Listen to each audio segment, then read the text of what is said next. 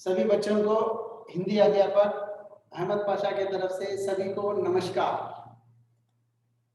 आज का टॉपिक व्याकरणांश संबंधित टॉपिक है। आज क्या है? आज व्याकरणांश संबंधित टॉपिक है। ऑलरेडी आप लोगों को मैं शब्द क्या है और शब्द के भेद क्या है और उसमें भेद दो प्रकार के, उसके अंदर जो जो भाग है उसके बारे में आप लोगों को बताया हूं। आज का टॉपिक है न्यू टॉपिक, वो भी व्याकरणांश संबंधित। आप लोगों को सभी को मालूम ये है टॉपिक आज का समास। आज का टॉपिक है समास। इसको अंग्रेजी में कहते हैं कंपाउंड। ठीक है, क्या कहते हैं अंग्रेजी में? कंपाउंड। इसको बोलते हैं अंग्रेजी में कंपाउंड सेंटेंस। समास क्या है? समास। समास की परिभाषा क्या है? समास क्या है? समास की परिभाषा देखिए, इसकी परिभाषा, समास की परिभाषा देखिए। समास की परिभाषा दो या दो से अधिक शब्दों के मूल से एक नया शब्द, सार्थक शब्द निकलता है, उस शब्द को समास कहते हैं। ठीक है, देखिए, दो या दो से अधिक शब्दों के मूल से, ध्यान से सुनिए, शब्दों के मेल से, मोल और मेल माने मिलन, मोल माने कॉस्ट। यहाँ पर शब्दों के मेल से एक नया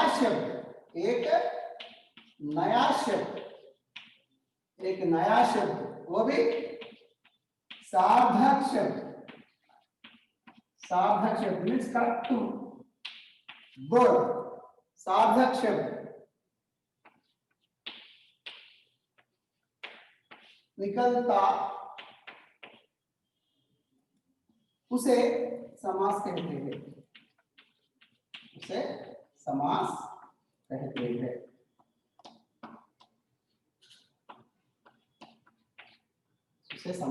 हैं। ये जो है सब समास की परिभाषा, इसका जो है सब डेफिनेशन। समासము, कंपाउंड इंग्लिश में मतलब कंपाउंड అంటారు। సమాసం అంటే ఏంటి? దాని యొక్క నిర్వచనం ఒకటి లేదా రెండు లేదా రెండు కంటే ఎక్కువ పదాల కలయికతో, కలయికతో ఏర్పడేటువంటి కొత్త పదం అయితే, వాక్యం ఏదైతే ఉంటుందో ఆ వాక్యాన్ని, ఆ పదాన్ని समासము అంటాం। ठीक है, अंडरस्टूड? समझ में आया ना आप लोगों को? यहाँ पर दो या दो से अधिक, दो माने टू, क्या लेदा दो से अधिक, यहाँ पर लिखा दो से अधिक, दो या दो से अधिक, రెండు లేదా రెండు కంటే ఎక్కువగా शब्द माने क्या है? पदम, वर्ड। शब्दों के मेल से, मेल माने मिलन, मेल माने क्या है? यहाँ पर मिलन। मेल से एक नया शब्द, न्यू वर्ड, नया शब्द। वो शब्द कैसा रहना? संक्षिप्त पद जो है सो सार्थक शब्द, करेक्ट शब्द रहना, करेक्ट वर्ड रहना। संक्षिप्त सार्थक जो शब्द निकलता है उसे हम समास कहते हैं। जो निकलने वाला नया शब्द जो है, यही शब्द को हम समास कहते हैं और समास कहलाता है। समझ आया आप लोगों को? समास की परिभाषा, समास दो या दो से अधिक शब्दों के मेल से एक नया एवं अर्थात सार्थक शब्द निकलता, उसे समास कहते हैं। उसे माने किसे? उस सार्थक शब्द को, उस नए शब्द को समास कहते हैं। ये जो है सो समास की परिभाषा। ठीक है, आप लोग लिख लीजिए और 2 सेकंड स्क्रीनशॉट लीजिए।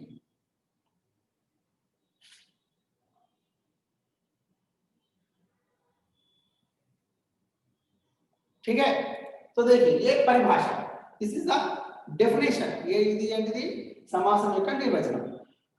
सो अब आएंगे इसमें नेक्स्ट टॉपिक, इसमें ही देखिए। सो देखिए मैं इसको मिटा दे रहा हूं, आप लोग लिखिए, ऑलरेडी स्क्रीनशॉट भी ले लीजिए आप लोग। ठीक है, दो या दो से अधिक शब्दों के मेल से जो नया शब्द निकलता है और सार्थक शब्द निकलता है, उस शब्द समास कह, उस शब्द को हम लोग समास कहते हैं। तो समास देखिए, समास ऑलरेडी आप लोगों को मालूम है, फिर भी मैं आप लोगों को मैं बाद में बताऊंगा। सो इसको हम लोग विच्छेद करेंगे, अलग करेंगे इसको क्या करेंगे, अलग। समास का निर्वचन परिभाषा इसमें है, देखिए सम प्लस आस,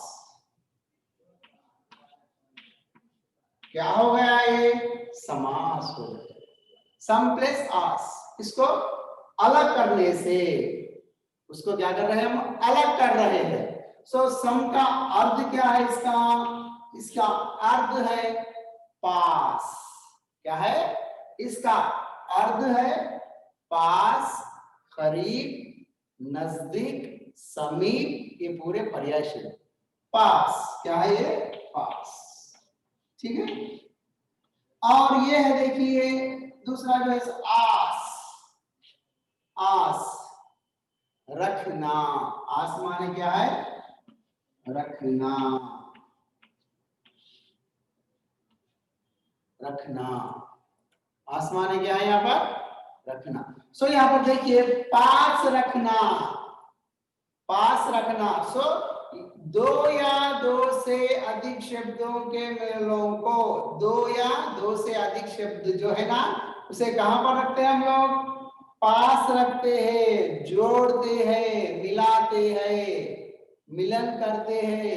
కలుపుతాము అంటే ఇక్కడ ఏంటిది, సమ అంటే దగ్గర, ఆస్ అంటే ఉంచడం, అంటే పదాలను దగ్గరికి చేర్చడం. పదాలను దగ్గరికి చేర్చి తర్వాత ఏర్పడేటువంటి పదమే समास। सो पदाలను ఏం చేస్తున్నాం ఇక్కడ, దగ్గరికి చేర్చడం।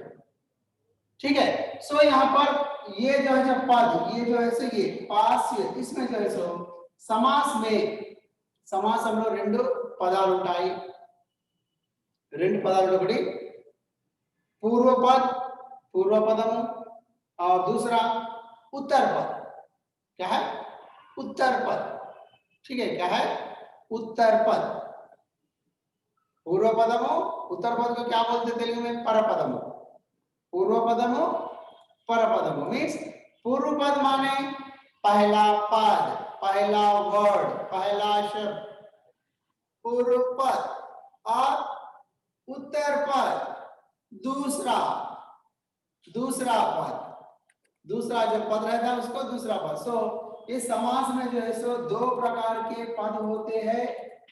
वो है एक पहला जो है सो पूर्व पद, क्या है, पूर्व पद, और दूसरा जो है सो पूर्व पद, उत्तर पद। ठीक है, ये दोनों को मिला के बनने वाला पद ही समस्त पद। क्या होगा, समस्त पद। सो देखिए यहाँ पर, सो समास में जो है सो सम प्लस आस, समास।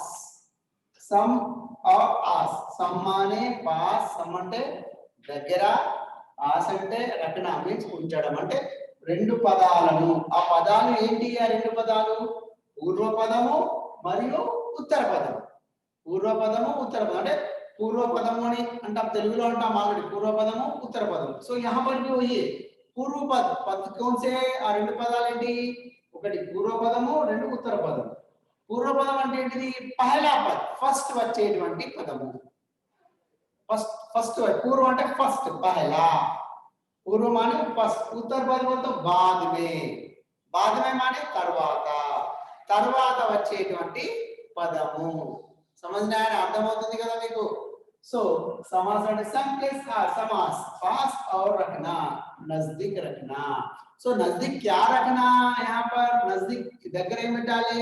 పదాలను ఒకే దగ్గర చేర్చడము, సంక్షిప్త रूप में एक ही जगह जमा करना, ఒకే దగ్గర చేర్చడం అన్నమాట. उसको समास कहते हैं, इसको कहते हैं. सो इसमें दो पद, पूर्व पद, अधर समस्त पद. ये समस्त पद क्या है आप देखिए यहाँ पर. फॉर एग्जांपल समस्त पद, इसके बारे में हम लोग जानकारी के स्क्रीनशॉट लीजिए और आप लोग लिख लीजिए 2 सेकंड्स. जल्दी स्क्रीनशॉट और लिख लीजिए आप अपने अपने नोट्स में, समझने के लिए, आसानी से समझने आने के लिए, आसानी से ఈజీగా మీకు అర్థం కావడానికి ఇలా నేను రాయడం జరుగుతుంది. దీన్ని స్క్రీన్ షాట్ తీసుకోండి లేదా మీ నోట్స్ లో రాసుకోండి. Only 2 seconds. ఓకే,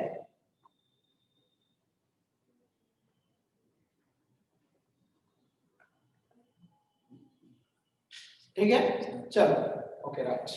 अब देखेंगे हम, अब आ जाएंगे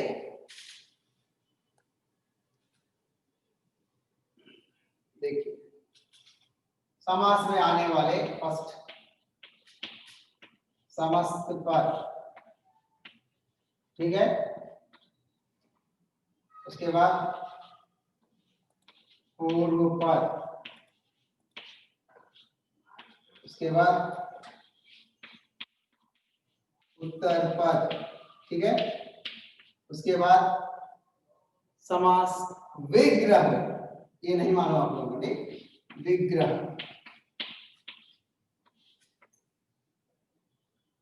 ठीक है. समास विग्रह, समास विग्रह, ठीक है.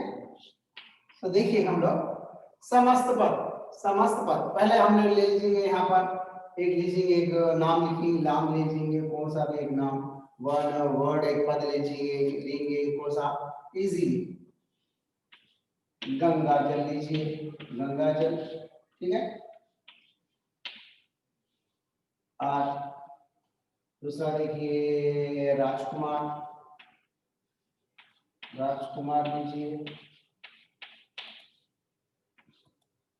आप आसानी से समझने के लिए दूसरा कौन से लिख सकते हैं, हाँ ठीक है.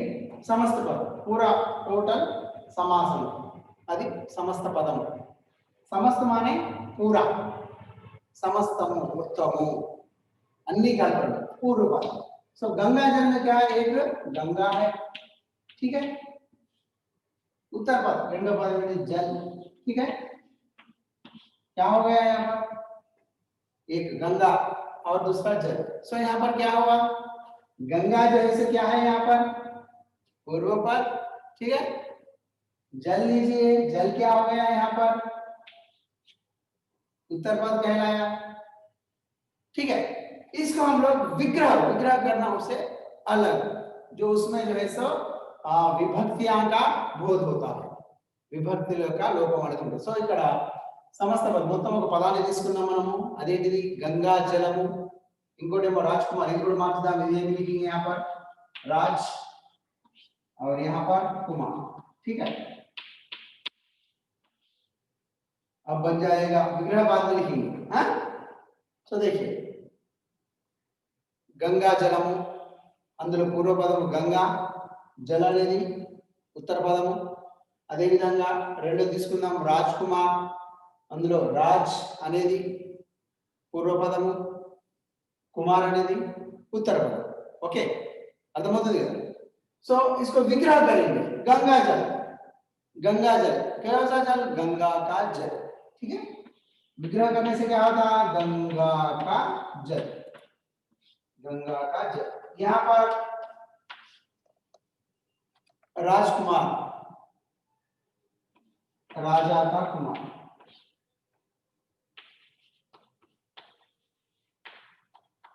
कुमार माने पुत्र, कुमार माने पुत्र, राजा का कुमार राजा का पुत्र। ठीक है, सो यहाँ क्या हो गया, यहाँ पर इस समस्त पद को हम क्या किए, यहाँ पर विग्रह करिए, इसको कहते हैं हम लोग समास विग्रह। क्या कहते हैं, विग्रह, विग्रह करना। విడగొట్టడము అంటే సంధి విచ్ఛేదలో విడగొట్టడం, ఆ విడగొట్టడం కాదు ఇక్కడ, ఇక్కడ ఏంటిది అందులో విడగొట్టడం అంటే यहाँ पर अलग करना बोले तो यहाँ कौन से भी एक विभक्तियों का बोध होना आवश्यक है। विभक्ति मींस ये कारक चिन्ह, कारक का, के, सा, से, ना, ने, ये जो है कारक विभक्तियां है। कारक के बारे में हम लोग नेक्स्ट क्लास में पता लगाएंगे। ठीक है, सो वहां तक मत जाइए, అక్కడి వరకు కారక్ కేసెస్ వరకు వెళ్ళకండి, మీకు అర్థం కావడానికి। అంటే ఇక్కడ విగ్రహ చేసేటప్పుడు కంపల్సరీ ఏదైనా ఒక పదం ఉంది, ఏదైనా ఒక ఇక్కడ लेटर అనేది ఉంటుంది కదా, 12 कड़ी में जो भी हो, वो आधार से भी ले सकते हैं, और जो है सो आप पदों के आधार से शब्दों को भी ले सकते हैं। उसमें जो है उसका उपयोग करना आवश्यक है विग्रह करते समय। सो विभक्तियों का लोप होता है। विभक्तियां का, के, सा, से, ना, नी, के लिए, के ऊपर, के नीचे, ऐसे विभक्तियों का लोप अवश्य विग्रह करते समय होता है। उसको कहते हैं हम लोग समास विग्रह। विग्रह अलग कर देना। सो यहाँ पर देखिए समास समझ में आया ना, क्लियर, अंडरस्टूड, अर्थमैंदिगा मेरे।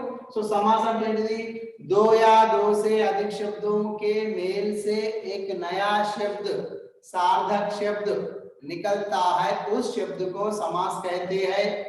ठीक है, नहीं तो दो या दो से अधिक शब्दों के मेल से एक संक्षिप्त शब्द, संक्षिप्त और सार्थक शब्द बोथ आर सेम मीनिंग, संक्षिप्त शब्द जो निकलता है उस शब्द को समास कहते हैं।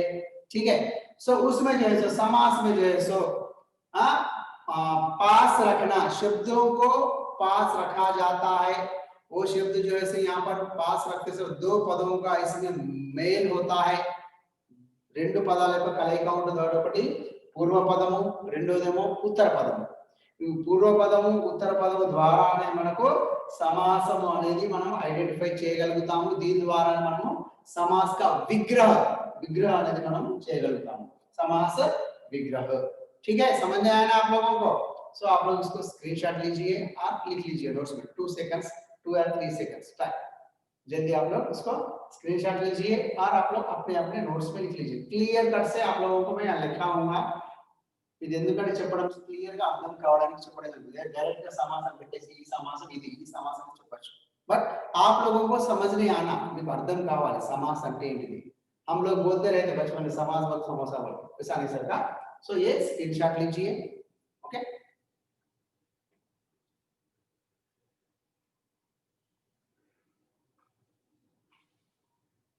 ठीक है, हाँ अब हो गया। सो समास की परिभाषा क्या है, समास किसे कहते हैं, और समास में क्या क्या पद होते हैं, समास को, समास विग्रह किसे कहते हैं, उसके बारे में हम लोग जान पाए हैं। सो इस समास कितने प्रकार है, समास कितने प्रकार के हैं हम लोग जानेंगे। ठीक है, समास कितने प्रकार के हैं हम लोग जानेंगे। ठीक है, अब आएगा नेक्स्ट, ओके, हो गया ना आप लोगों का, राइट।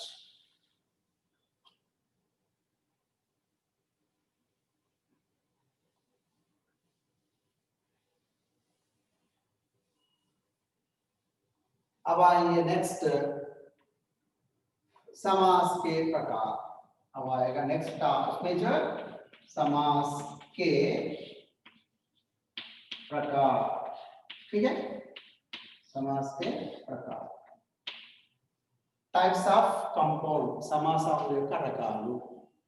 तो मैं आप लोगों को इजीली समझने के लिए मैं यहाँ पर एक लिखूंगा, आप लोग एक्चुअली समास जो है सो 4 प्रकार के ही है, बाद में उसको परिवर्तन किया गया है। फर्स्ट एक्चुअल గా సమాసాలు 4 రకాలు, తర్వాత దాన్ని విస్తరింపజేయడం జరిగింది, చివరికి 6 సమాసాలుగా తీసుకోవడం జరిగింది। ఫస్ట్ 4 ఉండేటివి, 4లో 2 కొత్తగా 2 సమాసాలను చేర్చడం జరిగింది। उसके बाद पूरे बनेंगे 6 समास बन चुके हैं। पहले जो है सो समास 4 ही प्रकार के थे, बाद में साहित्यिक रूप से उसके हिसाब से शास्त्रीय के आधार से जो है सो यहाँ पर 2 समास को ऐड किया गया है, वो कर्मधारय समास और जो है सो नेक्स्ट तत्पुरुष समास। वो जो है सो कर्मधारय समास, हाँ कर्मधारय समास, और दूसरा जो है सो द्वंद्विगु समास। सो ये जो है सो समास को यहाँ पर बना के 6 समास हो गए। अब देखिए मैं लिखूंगा कि याद रख लीजिए।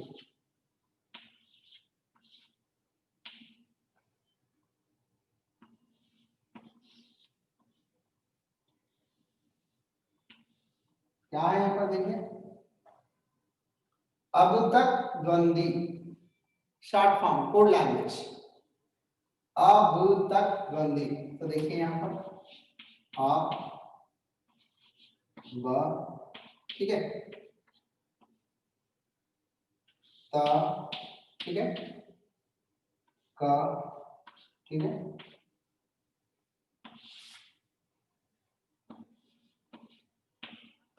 ठीक है।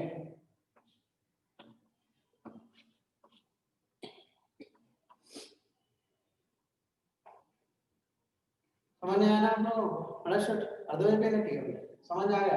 अब तक द्वंद्वी। आफर अव्ययी भाव समास। क्या है?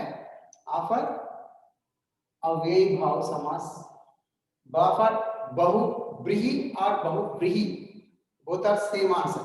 बहुब्रीहि बोले तो भी राइट, बहुव्रीहि बोले तो भी राइट, ठीक है। बहुब्रीहि, बहुब्रीहि जो है सो हिंदी लैंग्वेज, बहुब्रीहि, ब्रीहि जो है सो मानक हिंदी के आधार से लिया गया है। सो बहुब्रीहि समास। नेक्स्ट तत्पुरुष समास, तत्पुरुष समास और कर्मधारय समास, ठीक है। और नेक्स्ट द्वंद्व समास, और जो है सो द्विगु समास, और जो है सो द्विगु समास, ठीक है। लिखेंगे हम लोग। पहला जो है सो अव्ययी भाव समास, ठीक है। नेक्स्ट बहुब्रीहि, बहुब्रीहि भी बोल सकते हैं, बहुब्रीहि भी बोल सकते हैं। इसको बहुब्रीहि भी बोल सकते हैं, बहुब्रीहि और बहुव्रीहि आल्सो राइट। और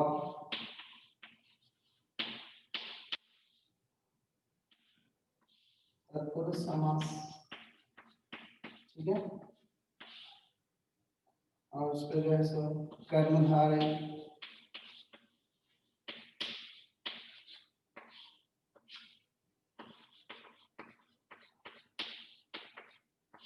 ठीक है। नेक्स्ट द्वंद्व समास,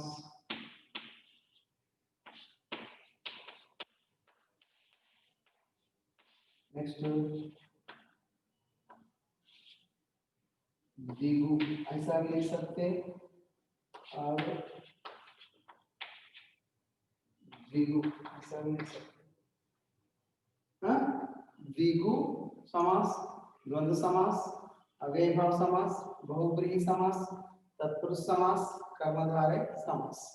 okay, short language, short code में अब तक द्वंद्वी, अब तक ఇప్పటిదాకా ద్వంద్వి, अब तक ద్వంద్వి, ఇది గుర్తుంచుకోండి। షార్ట్ ఫామ్ లో మీకు గుర్తుకు రాకుంటే సమాసాలు ఎన్ని ప్రకారం, 6 అనేది గుర్తుంటుంది। 6 बोल के मालूम था समास कितने प्रकार, 6 बोल के आइडिया आता आप लोगों को। मगर आसानी से समझने के लिए, इजीली हमारे मस्तिष्क में रखने के लिए ये जो है अब तक द्वंद्वी बोल के याद रखें। ट्रिक है, छोटा सा एक ट्रिक जो है इजीली समझने के लिए। कोड लैंग्वेज में अब तक द्वंद्वी। ऑफर अव्ययी भाव समास, बाफर बहुब्रीहि समास, ताफर तत्पुरुष समास, काफर कर्मधारय समास, दाफर द्वंद्व समास, द्वंद्व समास, द्विफर द्विगु समास, द्विगु समास। ये जो है सो समास के प्रकार। कितने प्रकार के समास है पूरे? कितने प्रकार? पूरे 6। पहले हिंदी भाषा के 4 प्रकार के है, बाद में 2 प्रकार के समास जोड़े गए हैं। वो जो है सो कर्मधारय और जो है सो द्विगु समास को, कर्मधारय और द्विगु समास को उसमें जोड़ा गया है। किसमें? वो तत्पुरुष समास के आधार से, इस तत्पुरुष समास के आधार से जो है इसमें जो है सो ये दो भाग लिए गए है, कर्मधारय और द्विगु समास। सो ठीक है, ये जो है सो समास के प्रकार। कितने प्रकार के समास? 6। सो समास क्या है, मैं बोला ना आप लोगों को, दो या दो से अधिक शब्दों के मेल से, मेल माने मिलन, मिलन से एक सार्थक शब्द मीन्स संक्षिप्त शब्द, एक नया शब्द आता है, उस शब्द को हम लोग समास कहते हैं। सम प्लस आ, सम माने पास रहना, आस माने रखना। सो दो पद इस समास में रहते हैं, एक पूर्व पद और दूसरा उत्तर पद, पूर्व पद उत्तर पद। ये दो पदों को मिलाने के लिए विभक्तियों का लोप होता है, वो कारक चिन्ह, कारकों के विभक्तियों का लोप होता है, उसके आधार से हम लोग समास विग्रह कर सकते हैं। इसके आधार से हम लोग समास विग्रह जो है सो कर सकते हैं। और जो है सो समस्त पद, समस्त पद पूरा पद, जैसे मैं बोला ना आप लोग, गंगा जल, गंगा है उसमें पूर्व पद, जल जो है सो उत्तर, ठीक है, गंगा है सो पूर्व पद, जल। और दूसरा भी ले सकते हैं हम लोग, रसोई घर, उसमें रसोई एक है, रसोई मान किचन, किचन रूम, घर मान इल्लू, किचन के संबंधित सेपरेट इल्लू, रसोई घर। और बहुत सारे ले सकते हैं हम लोग पद। और जो है सो रवि कुमार, पूर्व पद उत्तर पद, दो पदों का मेल से एक नया पद समस्त पद बनता है, उसे हम लोग समस्त पद कहते हैं ना। सो समास के प्रकार कितने हैं? पूरे 6 प्रकार, మొత్తం సమాసాలు ఎన్ని ప్రకారాలు? 4 ప్రకారాలు, 6 ప్రకారాలు. ముఖ్యంగా మే ఫస్ట్ 4 ప్రకారాలు, 4 రకాలుగానే ఉండేటివి. తర్వాత కొన్ని రెండు రకాలను అలా చేర్చడం జరిగింది. అది కర్మధారయ సమాసము మరియు ద్విగు సమాసాన్ని చేర్చడం ద్వారా 6 ప్రకారాల సమాసాలు అయినాయి. అదొకటి ఫస్ట్ అవ్యయభావ సమాసం ఒకటి, బహువ్రీహి సమాసం ఒకటి, తత్పురుష సమాసం ఒకటి, कर्मधारय समास और द्वंद्व समास और द्विगु समास, इन्नी 6 ప్రకారాల సమాసాలు ఉన్నాయి. ఓకేనా? సో వీటిని స్క్రీన్ షాట్ తీసుకోండి, లేదా మీరు నోట్స్ లో రాసుకోండి. 5 सेकंड्स లో स्क्रीन शॉट తీసుకోండి तोंदरగా. इसके बाद आप लोगों को एक एक समास के बारे में मैं विवरण दूंगा समय रहे तो, ठीक है? स्क्रीन शॉट करें.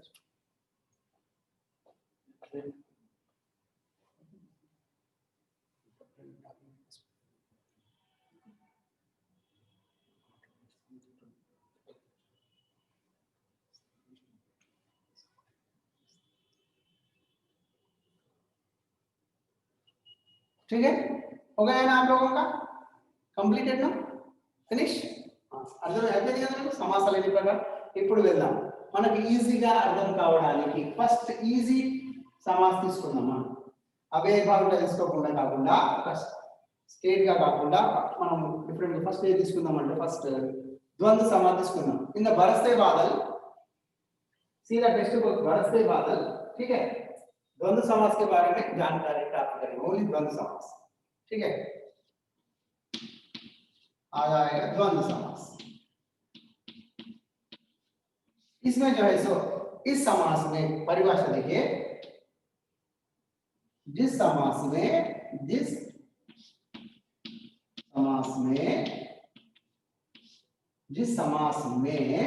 ये समासంలోనైతే पूर्व पद उत्तर पद, क्या है? उत्तर पद दो समान होते हैं, दोनों का दोनों प्रधान होते हैं, ठीक है? प्रधान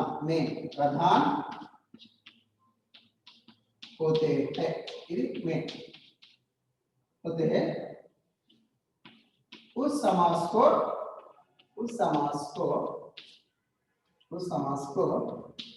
प्रधान होते हैं, उस समास को द्वंद्व समास कहते हैं, ठीक है? तो उदाहरण एग्जाम्पल में बोलूंगा. उदाहरण बरसते बादल में पेड़ पौधे, ओके? पेड़ पौधे। ठीक है, विग्रह करने से क्या होता, पेड़ और पौधे, पेड़ और पौधे। ठीक है, पेड़ और, नहीं दिखाई दे रहा ना, तो थोड़ा ऊपर लिखूंगा यार। ठीक है, इधर लिखूंगा। ठीक है, इधर लिखूंगा, उदाहरण यहाँ पर लिखूंगा, देख लीजिए। उदाहरण, पेड़ पौधे। ठीक है, पेड़ पौधे, पेड़ और, विग्रह करने से क्या होता है, पेड़ और पौधे, पेड़ और पौधे। ठीक है, ये जो है सो इसका डेफिनेशन। जिस समास में ఏ సమాసంలోనైతే పూర్వ పదము ఉత్తర పదము రెండు కూడా ప్రధానమవుతాయో ఆ సమాసాన్ని ద్వంద్వ సమాసని అంటారు. ఆ సమాసాన్ని ద్వంద్వ సమాసం అని అంటారు. అర్థమవుతుంది కదా, ఏ సమాసంలోనైతే పూర్వ పదము మరియు ఉత్తర పదము రెండు కూడా ఏంటిది ఇంపార్టెన్స్ ఇవ్వడం జరుగుతుంది.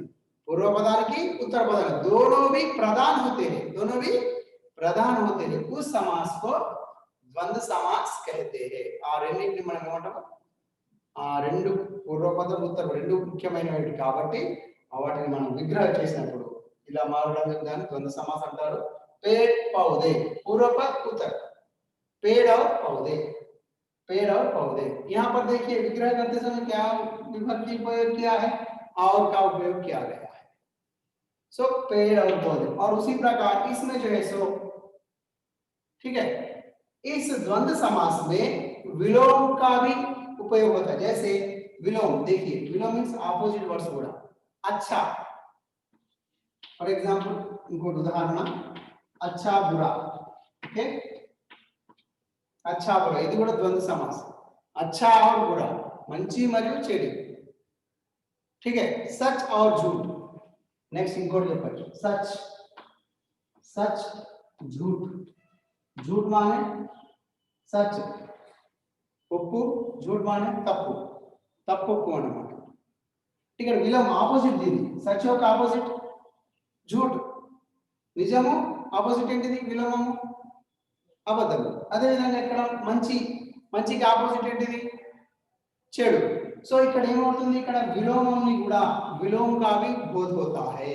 అంటే ద్వంద్వ సమాసంలో విలోమమైనటువంటి పదాలు కూడా శబ్దాలు కూడా వస్తాయి అనేది గుర్తుంచుకోవాలి. అర్థమైందా?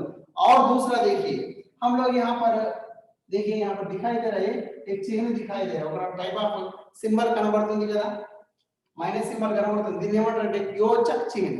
क्या बोलते हैं हिंदी में, योचक चिन्ह, योचक. क्या कहते हैं, योचक. सो जिस समास में, जिस समास के जो समास में योचक का बोध होता है, जिस पद में, जिस जो उदाहरण जो शब्द देते हैं, वाक्य देते हैं, उसमें जो है योचक का बोध होता है, उसे भी हम द्वंद्व समास कहते हैं. దాన్ని కూడా మనం ద్వంద్వ అంటే యోచక సింబల్ అనేది ఉంటే అది కూడా ద్వంద్వ సమాసమే. ఆపోజిట్ వర్డ్స్ ఉన్నా కానీ అది కూడా. ఫర్ एग्जांपल माता पिता, लीजिए माता पिता, माता पिता, माता पिता नहीं दिखाई दे रहा ना, ठीक है, माता पिता. यहाँ पर देखिए माता पिता, क्या हो गया, माता पिता, माता और पिता. यहाँ पर क्या, किसका जो है चिन्ह दिखाई दे रहा है, योचक चिन्ह. सो यहाँ पर पदों में देखिए ఏవైతే ఉదాహరణ ఇచ్చినప్పుడు సమాసాన్ని మనం ఈజీగా ద్వంద్వ సమాసాన్ని ఈజీగా ఐడెంటిఫై చేయాలి అంటే ఆ ఇచ్చినటువంటి పదాలు ఏవైతే ఉంటాయో అందులో విలోమ శబ్దాలు అనేటివి ఉంటాయి, వ్యతిరేక పదాలు అనేటివి అందులో ఉపయోగించడం జరుగుతుందని గుర్తుంచుకోవాలి. ఇంకోటి ఏంటి, అందులో సింబల్ ఏంటిది, సింబల్ ఏది ఉంటుంది, గుర్తు అనేది యోజక్, మైనస్ గుర్తు అనేది ఉంటుంది యోజక్. और जो है पुनरुक्ति शब्दों में हमारा रिपीटेड वर्ड्स लो కూడా योजक चिन्ह ఉంటుంది. सो ऐसे प्रकार के जो है सब हम लोग उसको हम लोग इजीली समझने के लिए आसानी से समझ सके. ये जो है सब द्वंद्व समास की परिभाषा, द्वंद्व समास का विवरण. ठीक है, सो समझ में आया आप लोगों को?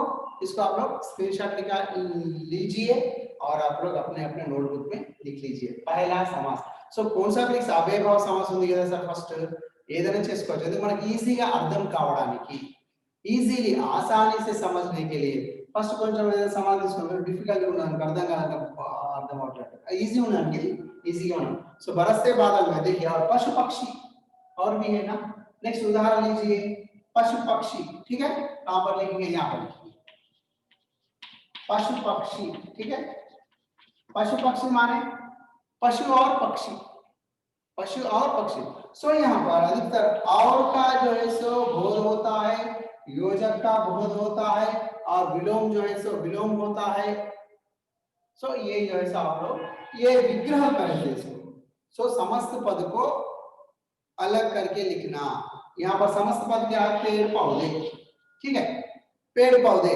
पेड़ और पौधे क्या विग्रह करने से क्या हो गया पेड़ और पौधे बन चुका है चाचा चाची रिलेटिव्स में पूरे अधिकतर जो है सो ये द्वंद्व समास ही आते रिलेशंस में चाचा चाची मामा मामी नाना नानी पोता पोती हाँ और नवासा नवासी हाँ और जो है सो इसमें और याद रख लीजिए लिंग भी रहते लिंग पुल्लिंग और स्त्रीलिंगों का भी बोध होता है द्वंद्व समास में సో మీరు ఏం గుర్తుంచుకోవాలి ద్వంద్వ సమాసంలో జెండర్స్ मेल और फीमेल కూడా ఉపయోగించడం జరుగుతుంది माता और पिता माता का क्या है माता और पिता ठीक है माता फीमेल पिता मेल सो यहाँ पर माता स्त्रीलिंग पिता पुल्लिंग जो ये जो है सो ऐसा किया जाता है ठीक है समझ में आया ना अंडरस्टैंड सो स्क्रीनशॉट लीजिए और लिख लीजिए आप लोगों को होमवर्क क्या है बोले तो लिख लीजिए होमवर्क यहाँ पर मैं लिखूंगा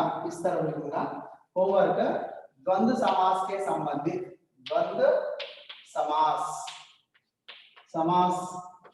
के संबंधित